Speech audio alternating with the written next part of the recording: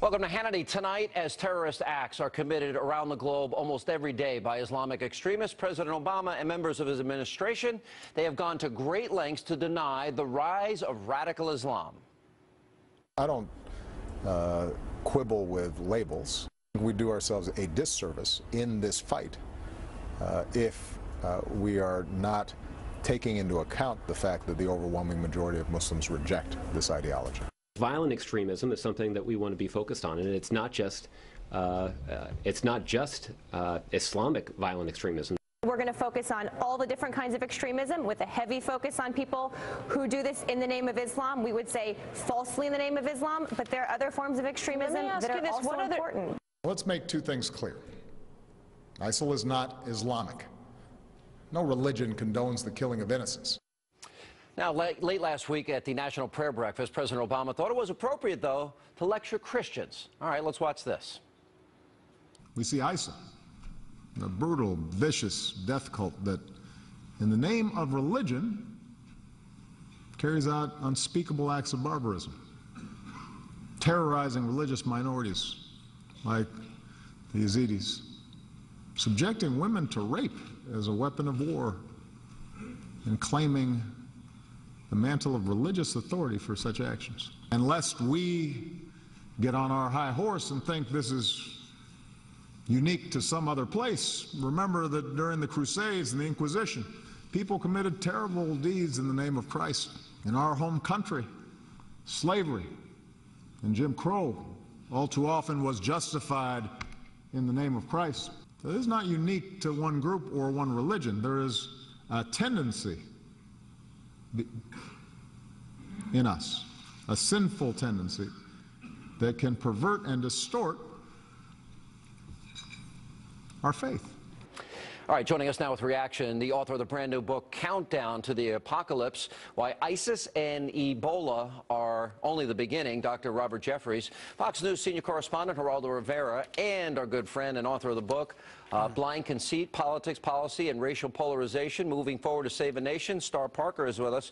So, Geraldo, you're president here. We're going to go back 800 and 1,000 years, and a guy that can't say radical Islam, and a guy that can't even admit the Islamic State is Islamic, and even today is saying, oh, we overplay the threat in the media because climate change isn't as sexy, suggesting that's a bigger threat. The president made two mistakes, if I may, Sean. First of all, by using the example of the Crusades, he seemed to be going back to the fossil age, way, way too far back. But having covered the war in Kosovo, Albania, Bosnia, Croatia, there were 4,000 Muslim men slaughtered because of their faith by the Serbs in that conflict. That was an example he could have used of Christian barbarity that was current. I believe that too many people have been killed in the name of religion. The president was right on his point. His second mistake was his timing. Why give cover to ISIS at the time when the nation of Jordan and the rest of the world was outraged over the burning of the pilot and the retaliation against that? Sean, here's the difference. My friend Geraldo's right about the timing being off, but there is no moral equivalency between what radical Islamists have done and Christians have done. First of all, here's the key difference. When Christians commit acts of violence, they are doing so in opposition to the teaching of their faith. You can't find a single verse in the New Testament that says, kill the unbelievers. And they're following the founder of their faith, Jesus Christ, as well, who said, love your enemies. When Islamists commit acts of violence, they can cite 35 verses in the Quran that call for killing the infidels. Crusades, whether you agree or disagree, and the Catholic Church, of which I'm a Catholic, has even apologized for it, but it was a defensive war after Muslim armies conquered France and Italy and Spain and even Rome, Constantinople, and everything in between, Geraldo. So they had taken over these Christian sites. There is context and texture to the Crusades. But let me put it in context then, because I was in that room, and it was frankly verbal rape.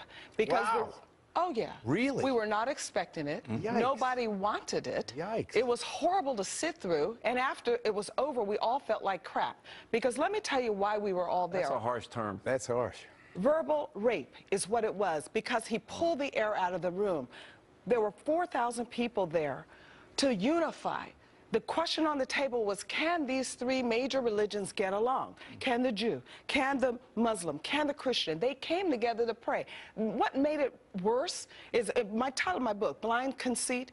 He was so blind, he's so arrogant in his conceit, he didn't even notice that the audience wasn't even all Christian. There were Muslims in the room. There were people from 130 different countries sitting there trying to figure out, can we resolve this? There is a bigger issue, though. While he did this against Christians, he cannot, will not, refuses to say that radical Islam But is you know why just. he did it? Because there's a saying, because what he wanted to do was put the Muslim community, those radical extremists, on notice that, remember what they did to you. There's a saying in black communities like, a payback is a mother. And what that means is, let's remind them that you are not, exactly, I'm not going to. There's a B word involved. I'm not going to, hey, look, we're on Sean Hannity show, so exactly.